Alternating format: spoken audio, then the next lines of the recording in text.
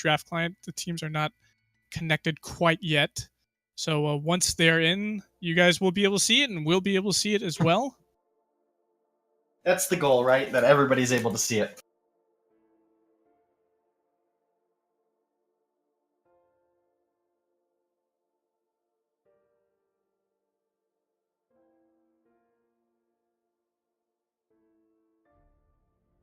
And it looks like we do have a Ringo ban actually off the board now on A side for Hollywood Hammers, working on the ban over here for Tribe Gaming now. So the Ringo ban's obviously targeted towards D'Enzio again. They're really trying to limit his huge hero pool. So we'll see what they go ahead and pick up here, denominate, or should I say ban here. I would expect a Varia ban to be coming out. We know that she can be flexed pretty well into the weapon power or the CP build paths as well. Yeah, absolutely can. We're just going to have to see as we get on in. Has the draft started for you, Sean? It actually did, but it looks like we reset it here. Sorry, ladies and gents, having a little bit of technical difficulties, it looks like. Okay, it's going for me now, too. Got this. Back on the right page. I was on draft 3 on accident. Yeah, no problem, man. I was actually in the wrong game earlier. So we are back into the draft. Hope you ladies and gents at home can see it. We do have that Ringo banned out. Yeah, Ringo banned very early on, taking that one off the table. Again, one of historically D'Enzio's best heroes. In fact, that hero helped him win his first ever live championship when it came down to being up against a Vox in the lane. That would have been Mixi at the time on Team Solo Mid. And the Ringo is just something that's always been in D'Enzio's comfort pool, and his stutter stepping is just so majestic on that hero. Definitely something you don't want to allow to go through in this update, because he is just so strong right now. It's a beautiful and dangerous thing. I actually went up against D'Enzio when he was a weapon power Ringo in the 5v5 alpha that is available now to some of the content creators, and it's a very interesting thing to go up against him in the lane, because he can just annihilate me. We do see, on a scale of 1 to 10, how destroyed did you get? Oh, it was terrible. I tried to emulate his Sky weapon power build, and he just annihilated me on that Ringo. And that was a Ringo who had only 6.1 range. We do see a Churnwalker picked up here. Max Green is certainly going to be going on to that. Big playmaking abilities there. And the Rona is actually banned away by Tribe. And the Varia ban now goes through. I'm surprised it didn't go through earlier, but hey, the second ban rotation, we have her taken out. No one wants to deal with her. Yeah, absolutely. I'm actually surprised that she made it this far through the draft, to be honest with you, and that we had both captains picked up early on here. But if we look at the side of Tribe, they've banned away the Blackfeather and Rona. Those are, so far, at least in this tournament, what we've seen Big Paws perform the best on. And now we have that Adagio picked up, very likely going to D'Enzio in the lane. And that was one of the key power picks that I talked about him very, very early on before Game 1 started, before Game 1 draft even began, is that it's very difficult to ban D'Enzio out of his hero pool because he's just so flexible. So look right now, this is 4 of the strongest laners banned away right now, and he's still got Adagio that he's so thoroughly amazing on. This is going to be a difficult matchup for Hammers, even more so than Game 1. You know what's funny about the weapon power Adagio pickup, if it is going that route, which it likely is for D'Enzio, he actually doesn't like playing weapon Adagio. I remember watching him at Vainglory Worlds that just passed, and when it was actually suggested, I believe, by Hot Sauce for him to use that in the draft and in their grand finals game, he actually threw his hands up, not wanting to play him, but he's just so good. It doesn't matter. Even though he doesn't like to play weapon power Adagio, he still has such a great performance on it. And now we see a Sky actually picked up by Hollywood Hammers. I mean, the truth of the matter is D'Enzio could be in the lane on a Crystal Power Arden without a book of eulogies, and I'd still be terrified, right? Like, that's just It's Dienzio, you know? The Sky is now picked up, and it's going to be interesting to see whether they go the weapon or crystal route. I think that just answered my question as I asked it, though. That is very likely going to be a weapon power Sky in the lane for Big Paws, and going to be eliminating the jungle on this crystal power Samuel.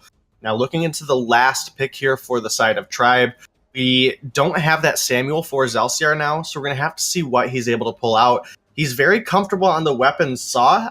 Again, I mentioned it earlier. I didn't think I'd ever say Zelciar was a one-trick anything but Saw. It could potentially be a Crystal Jungle Saw that gets pulled out here to go with the weapon Adagio. It would be a little bit difficult to pull off, but I could really see a neat interaction, you know, coming with the crowd control from the Churnwalker, the potential ultimate stun coming out of Dienzio. Yes, it's not going to do a lot of damage if he goes the weapon route, but if you line it up with something like a Saw and get that slow, you can ensure stuns come through that roadie run. It's going to be a Koshka, though. Koshka with that Yummy Catnip Frenzy ultimate, once she comes online there, she's going to be able to pounce onto the carries on the side of Hammers, and she could potentially stun up both of these very mobile heroes. And if she's able to if Zelciar is able to limit the mobility of Sky or of Samuel, then focusing them down is going to be really good for Tribe to be able to just take out one of those carries right away and then refocus on the other carry. So we'll see how this matchup goes. I think early game, we're going to see the Koshka make a lot of good plays. Movement speed is very good for her. She's going to be able to go through her jungle clears very, very quickly. And yeah, just the stuns are... We're going to have to see Hammers prioritize Crucible and some reflex blocks onto their carries. Yeah, absolutely. I'm actually going to go ahead and reset my headset real quick, Sean, because it is bugging out. Well, hang on for a moment here. Yeah, I actually have been having a few issues too with my Discord. I don't hear you sometimes, Denominate, but that's okay. You know, we'll go ahead and get that fixed up, and then we'll load into the Halcyon fold anyway. Game 2 of Hollywood Hammers versus Tribe here on the Halcyon League. And we're in our first series of the night. Halfway through it, potentially, right now. And we'll see. Could be a third of the way through it. A third of the way through it, yeah. So we'll see if we have Hollywood Hammers close it out. They have the front foot right now. They have the momentum. But Tribe Gaming has their backs against the wall. They are the world champion Vainglory players right now. And the question is, will they be able to get the 2-0 reverse, or should I say 2-1 reverse sweep here? I think if you are the side of Tribe, you pretty much have to win this one. Like, you just came off of the World Championship and got the win. They were able to come through and win in the last tournament that we were able to host, Sean Austino, and now coming into this one, as mentioned several times by Dienzio, they want to walk away with the last win here. Oh yeah, they break out early. He's going down pretty low, and there's a lot of aggression here on the Big Paws. He's forced to back away. Looks like he might be porting home in a little bit, but Yugi XD is going low himself on the Samuel, and he's backing away, and he's able to get himself into safety. But yeah, Zelciar already, and Dienzio already putting the heavy aggression in there. So there we go. It looks like Tribe is going to go ahead and take this Treant. They got it last time, Denomine, and they got it actually quite a few times early game. But it was stolen away as well, game 1, by Hollywood Hammers. So it's really still up in the air if Tribe's going to be able to pull this one out as a win or not. Looks like Dienzio is going to go ahead and push up that wave into the Tier 1 turret of Hammers. Yeah, looking to do so, and that's all about what Dienzio's looking for. He's trying to be that hyper carry for the side of Tribe. He's up against Big Paws right now, who is only sitting at 3 CS here in the lane. Yugi XD with 12 in the jungle, Zelciar with 12. Dienzio in the lane with 14, and that is a little bit scary for Big Paws to be this far behind already, and Dienzio even is the one that has more wave ready for him to farm. So we do see a bit of an edge starting for Tribe early on here. As look at the methodical last hitting coming out of Dienzio here, just almost perfect here in the lane. As now everybody's Zelciar is going in. He's trying to throw in a little throwing a little feint in there, trying to do some damage on the Big Paws. Big Paws throwing out that series strike there into the minions. Max Green had him chained up for a little bit. Dienzio's down to about half health. Energy's pretty low for him, but he's able to sustain up a bit there in the lane, throwing out some of those auto attacks. But yeah, so when do you expect these teams to be coming online here, Denomine? Well, obviously looking over at the side of Tribe, they have a little bit of a range advantage early on with Dienzio. Churnwalker, just an overall really good captain all around the fold at all points of the game, but this Kashka is going to be looking to excel in the early and the mid-game portion of the game, where she has the most potential to shut down this Samuel. If we get late enough in the game and Big Paws is able to dance around the fights and just survive on the outskirts and have Yugi go ahead and get the kiting out, obviously we did have the substitution there with Yugi, Big Paws, and Chicken now being the ones playing. But Max Green, he's on the run. Yeah, he's definitely on the run. He's going down pretty low, but we do see Max Green actually get the kill onto Yugi, man. Good job to him as this captain the carry killer here. Dienzio's doing pretty well there with his CS right now. If you look across the board, he's got 41 right now versus 21 to Big Paws. So he is really doing the work and getting those last hits there in the lane. And Minion Candy actually popped Green there. They want the pressure onto this turret. They got a little bit of chip damage on there, but it looks like they're going to opt for rotating down into the jungle and stealing away some camps. Yeah, it makes a lot of sense for them to do so, to try to keep an edge here early on. They've got the first blood. They have a pretty sizable lead in the lane, 16 CS up for Dienzio. And that lead, with Dienzio taking an edge early on, should help him on this weapon power Adagio. He's got the Poison Shiv complete now, so that is kind of the first little itty-bitty spike for a weapon power Adagio. He's not going to be, a solo hyper carry with just this item, but it is going to help him sustain in the lane. It is going to help shut down some of the healing that is going to come out of Big Paws, Yugi, and Chicken as this game goes on. Such a useful item for a weapon power carry. In fact, most of the games that we don't see a Poison Shiv out look very sketchy for the team that makes that decision. Oh yeah, you're totally right, Denominator. It looks like we're getting more damage down onto this turret here. Dienzio with his Poison Shiv doing a little bit of damage, taking that turret down to about 3/4 of its health here. And the pressure is still on Tribe, just not letting up, eliminating these waves as they come in and out. Like you said, Poison Shivs on both of the carries here, Dienzio and Big Paws. They really want to limit the healing. Zelciar coming in, making the plays here. He does get hit from that death from above. He's able to back off a little bit. Dienzio taking some turret shots. Big damage onto him. Max Green throwing out his hooks and chains there. Zelciar waiting around in that bush, trying to gank somebody. Oblivion comes out. It goes wide. Doesn't land onto anybody from Tribe. And it looks like teams are going to go their separate ways for now. Yeah, no kill there. A little bit surprising, but if we look at the gold developed right now over on the side of Tribe, they're sitting up 2,000 already here at just 6 minutes. They have control over the fights. It's constantly hammers on the worst end of the trade. We haven't obviously seen huge fights break out, but when they do, it does feel like hammers are the ones straying away from it.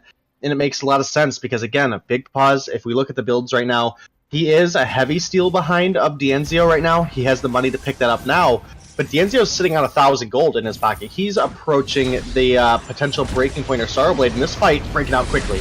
Yeah, hold on there. Zelciar going in onto Big Paws, and he's actually taken down pretty low, but it looks like the teams are going to go ahead and back away. Not quite the fight that they wanted to have, so Hammer's actually backed away, but this tier 1 turret is going down pretty low. Zelciar going in, doing the poke that he needs to do, and that turret is destroyed, and that's one down for Tribe, taking the early advantage here. And if you look at the gold denominator, they're actually up by about 3,000 gold right now, and that's a pretty good advantage for them at the moment.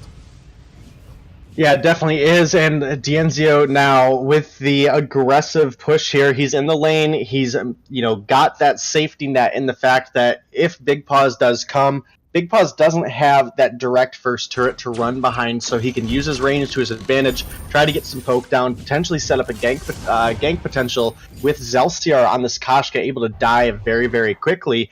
And that can be a huge threat for a Sky at this portion of the game. Young Catnip Frenzy obviously coming online here at about 5 seconds, and that is a huge stun that cannot get left to go. Uh-oh, D'Enzio. I thought he was going to get caught out there, but he actually channeled his ultimate, and he wasn't able to do anything very much with it. The Crystal Sentry's down to about half health. Max Green chaining up that Crystal Sentry, torments it away, and they're able to take it out. And 2 lives remaining on that guy there. But Tribe doing what they need to do in the jungle there. D'Enzio stealing away camps. Look at his CS denominator. He is up by about 40 CS. He has a 1 level advantage over Big Paws at the moment. And he's got his 2 tier 3 weapon power items now. Breaking Point included with that. And it looks like they're going for this gold miner here, and they're probably going to be able to take it uncontested. Yeah, it looks to be the case. As Tribe, they are in just complete control, and this might be a bad fight for Hammers to pick right now. Yes, it might be. It looks like they're getting chased down. Yummy Catnip Frenzy comes out, but is actually blocked up by Yugi. Gauntlet comes down as well. They're able to get out of there. D'Enzio trying to make the plays here, trying to put down some of those auto attacks, but he's taken down pretty well. He's forced to use the Gift of Fire on himself to heal up. It looks like Zelsiar is going around the side, flanking them out. Yugi, did you make a mistake, man? Oh no, you got Vanguarded though, and you're able to back off a little bit. D'Enzio, he's getting hit by those turret shots, and we do see Yugi actually taken down by Zelsiar. Zelsiar doing the work here in the jungle, really well done, but they're not done yet. D'Enzio going down to about half health. Chicken's pretty low himself too. He's burning, man, with that Gift of Fire there, and it looks like this tier 2 turret is actually going over to Tribe. And it was a really good push by them, Denominate. Yeah, you're absolutely right, Sean. And Tribe, they are continuing to just keep the aggression up at every single stage of this game. They're sitting 2 turrets ahead now, sitting up 6,000 gold at this point. We're almost at a tier 3, third tier 3 completed for D'Enzio, while Big Paws has just got his second one online. So we'll have to see how these next couple fights go. And Max Green has the Crucible complete, whereas Chicken's still struggling to get that one online. And we can just see where this gold is really positioned. And it's looking like I might need to reset my mic again, Shauna. Sounds like I'm becoming a robot. Go ahead, Denominate. It's okay. Yummy Catnip Frenzy actually comes out on the Big Paws, but he gets blocked up. He's able to move around. It doesn't matter, though. Double kill for D'Enzio there, taking out both Yugi and Big Paws within that last team fight. Chicken on the hook and chain. Max Green throwing out his charms there. And the question is, will they be able to take this turret? I think that Hollywood Hammers know that they're just going to be able to they're going to be able to save it for now. And it looks like Tribe is going to rotate into the jungle again and take out the Crystal Sentry for a second time. One more time that is taken out of there, it's going to be a free jungle for Tribe to be able to roam around in and just continue to aggress upon Hollywood Hammers. We do see Sorrow Blade picked up now by D'Enzio. He's going to be able to do a lot of damage as this weapon power Adagio. And yeah, things are looking pretty good here. War Tread's also picked up by Max Green, so he's going to be able to just chase down and aggress onto the enemy team once he pops those. But yeah, things are looking pretty good here for Tribe at the moment, Denominate. Things are looking pretty fantastic when your entire team is a full tier 3 item online ahead. This fight's breaking out. Big Paws, you're in a rough spot. Yeah, he's in a rough spot. He gets a Vanguard, and he's still fighting in that mustache bush. It's a really dangerous situation for him. Series strikes away, kiting around. Oh, man, the Gauntlet wasn't able to protect him because it was on the opposite side in the lane, and now Yugi next on the list. Zelsiar going after him, but he's able to sustain up so much. Zelsiar, is he going to go down, or is he going to get taken out by Yugi? What's going to happen next? He's able to secure the kill. Max Green is there for the support, for the assist. Good job popping that fountain and doing what he needed to do. D'Enzio taking down this choke point turret with a pretty good minion wave, pushed up. At 12 minutes in, we only have 6 kills in total in the game now, Denominate. Yeah, only 6 kills, but this just really shows the objective control that Tribe like to take any chance they get. Zelsiar was dangerously low there. And as you mentioned, Max Green, beautiful timing, able to come through, bait in that fight coming out of Yugi, get the healing out of that Fountain of Renewal there, and we're able to push objective off the back of it. D'Enzio, hold on there, Dominate. He's going pretty low. The Crystal Sentry's hitting him. He's getting in some danger there, but he's able to kite back and back away. gives himself the gift of fire there, and Zelsior is going pretty low himself. The health bars are doing pretty well now for the side of Hollywood Hammers, and they're throwing around those Malice and Verdicts to see if they can stop some backports here. But Tribe taking the smart route and backing out of this fight. I feel like they want to maintain a perfect game here, Denomine, and if they're able to get a perfect game after what happened in game 1, that could be really making a statement. Yeah, absolutely could. As Tribe, again, they've come in and time again have stated that they want to win this. They want to close out the last 3v3 tournament for Vainglory and be the winners. They want to win every last bit that they can, and we'll have to see. They're closing out the gold by now. That's going to increase their gold lead. They're sitting 10,000 gold up here at 13 minutes.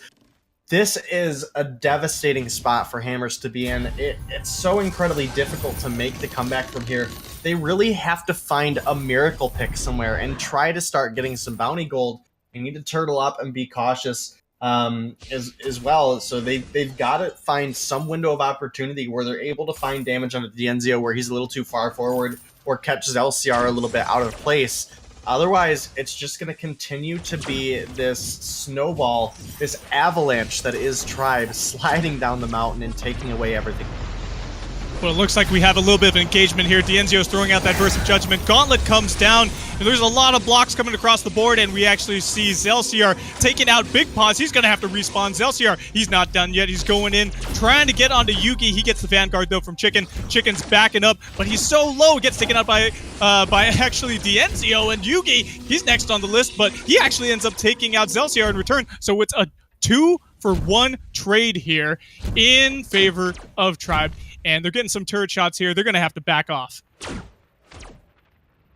Yeah, they're looking to get out, and although it's only 1 kill, that was quite a bit of gold that went over into Yugi's pocket, picking that one up. I don't think it's going to change anything. It's still such a just disastrous lead for the side of Tribe, sitting up almost 12,000 gold at this point. Kraken is now on the board. With the lead that Tribe have, all they have to do is start up the Kraken, right, Sean? Like, all they have to do is start up the Kraken. They're either going to get the Kraken and be able to close out the game, or they're going to be able to pick a fight. And this time, they can definitely win any fight. I'm not going to Caster's Cursive this time. They are a landslide ahead of Hammers right now. And, I mean, look how aggressive Dienzio and Max Green alone are being in the lane. They have all the power they need at this point as Zelsior starting up this Kraken, and Dienzio bullying the opposition back by himself.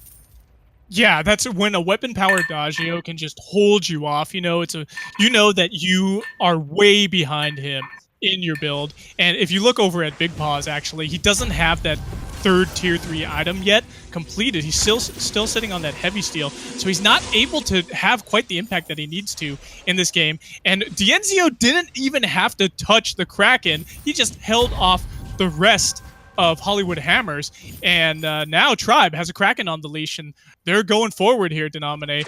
This is really dangerous territory here for Hollywood Hammers. If they're not able to stop this advancement of Kraken and Tribe, then it's going to be a very difficult thing for them to win here. They only have 2 Vein Crystal turrets remaining. Tribe is just waiting for the Kraken to approach that choke point here, and it looks like we could be having that huge team fight that will potentially finish the game here and close it out for Hammers. And a big stun. Yummy Catnip Frenzy comes out, but it's actually getting blocked off there. Zelsior pretty low himself, but he's going to be going in. He's down to about half health. Yugi doing what he can from the backline, but he gets taken out by Dienzio there.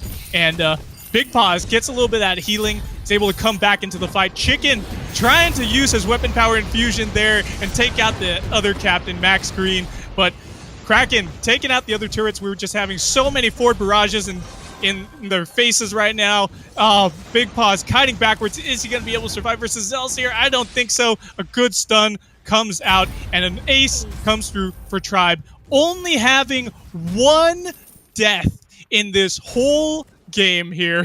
Throwing out the charms. Dienzio making the plays. 6-0 and 4 right here on this weapon power Adagio. The Vainglory World Champions Tribe take game 2, and they have the momentum now, Denomine. Yeah, they absolutely do. And I can already hear Tribe's voice comms right now. Darn it, Zelciar, you feeder coming out of DNZO. I can feel it. I can feel it in my blood. But just that was a total turnaround from game one, where it was Tribe early on in the game in game one that were able to maintain control, and then Hammers were able to find a couple of fights once they got some Atlas Pauldrons on lines where they were able to come through. This game was incredibly different. This game was not close back and forth fighting until one side eventually came over the other. This was Tribe 100% in control of the matchup all